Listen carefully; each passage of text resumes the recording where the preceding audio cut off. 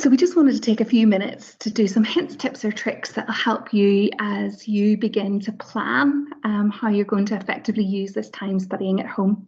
I know that it can seem quite scary because it does seem to feel like it's lacking structure, but your classes are still running.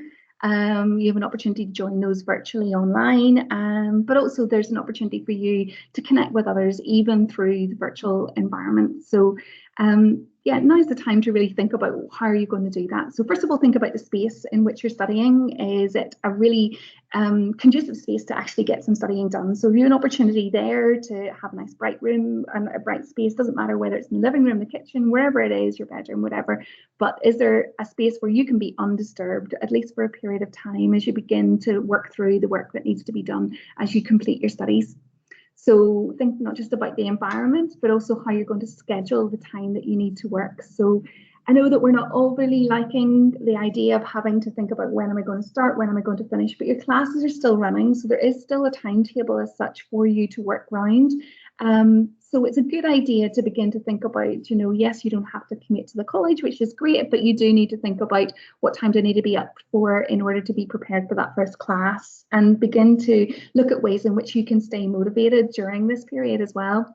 So those of you who love music, is it something that you want to be able to play while you're studying in the background, or is it something that you want to take a break during different periods of the day and think about, yeah, I'm going to take a break now and look at playing some music, jumping on to guitar, playing that, or connecting with friends, having a virtual coffee.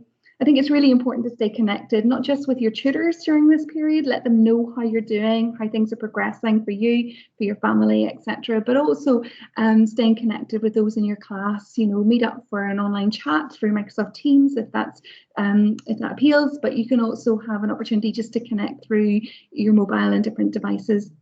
To really have a virtual coffee, just that same way as you would maybe if you were in college, look at ways in which you can do that online so that you can stay connected.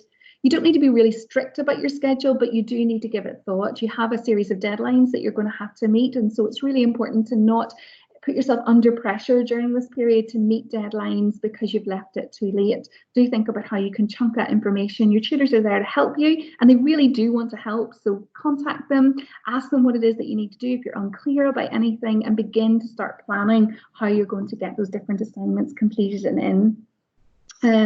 Also think about the way in which you're using your phone during this time. So some of you may be connecting to your classes through your phone, and that's absolutely fine. But if you're not using your phone in that way, then when you're coming to study, when you're doing your assignments, when you're reading around the resources and materials or looking at what your tutors asked you to do, perhaps consider putting your phone on silent or turning it screen side down so that you're not seeing the notifications, because I think having that undisturbed focus on your studies will make it much more effective for you, and also give you an opportunity to really get the most out of this time while you're working remotely.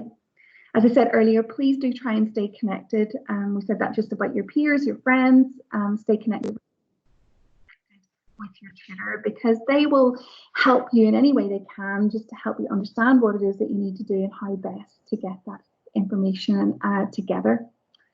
During this time of remote working, it's really tempting to go into the kitchen and keep taking breaks, just eating what's there. It's great because never have our cupboards generally maybe had as much in it. Also, there's an opportunity maybe just to look at what it is that you're eating over this period. Try and eat as healthily as you can. Make sure you're rehydrating as much as you can, because all of those things will help you, not just in terms of your concentration as you study, but also your general well-being. And we want to stay as healthy and as well as we can during this period. So do think about, are you getting enough opportunities for exercise? Are you eating as well as you can based on what's available to you? And also, are you drinking enough during the day as well?